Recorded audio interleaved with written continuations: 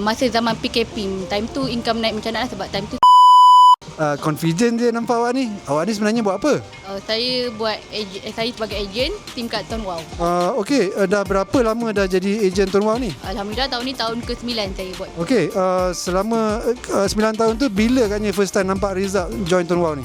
Masa zaman PKP, time tu income naik macam mana sebab time tu semua orang duduk rumah dan guna handphone. Okey, apa pula pujian kalau ada yang selalu customer beri pasal Tuan Wow ni? Ujian data laju, data yang banyak.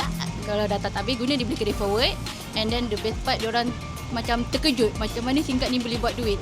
Jadi diorang cuma recommend kepada ahli keluarga diorang dan dia tengok app ada duit masuk.